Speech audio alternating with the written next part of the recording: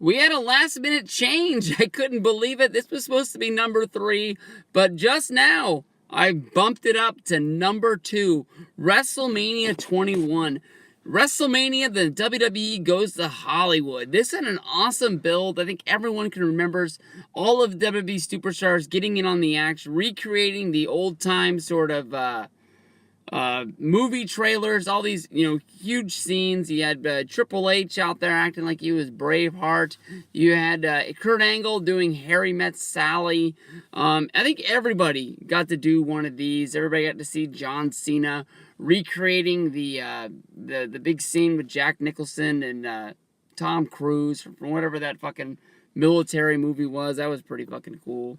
But once they got down to action, WrestleMania 21 is packed. You got the first Money in the Bank, one of the best ones they've ever done. Mysterio versus Eddie in the undercard, giving it a real good match to kick it off. One of my favorite fucking matches of all time. Kurt Angle versus Shawn Michaels. This is an awesome WrestleMania classic. Mr. WrestleMania's got a lot of good matches. It's probably one of Kurt Angle's best WrestleMania matches as well. Why this isn't in the top WrestleMania lists, I know a lot of people sort of skip over this. I got no clue. It's one of my favorite matches to watch of all time. Taker versus Orton. Orton pushes Taker to the limits. A lot of people thought that Taker, had his number read, that basically they were going to give Randy Orton the legend killer status. They were going to let him beat the streak. That would have been a huge feather in his hat. Who knows? Would people respect Orton more, or would they hate him more today if he would have beat the streak?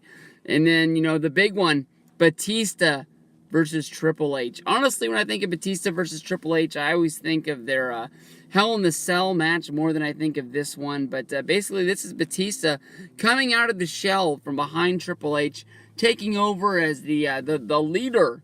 He'd broken off from Evolution. There was none of that to have. But he was the new guy that WWE was going to move into the direction. He was going to take over. Everybody knows that after WrestleMania 21, they shook it up. Batista, instead of being the main guy on Monday Night Raw, they went with John Cena, who won the title at this show as well. I don't know why I didn't put that in my notes. John Cena wins the fucking WWE Championship. Batista wins the World Heavyweight Championship in the main event. They did a little shake-up with the draft after this, but an awesome show right here, WrestleMania 21. Kevin, Man on Fire, lucky enough to been at this one. I'm big time jealous. Number 2, WrestleMania 21.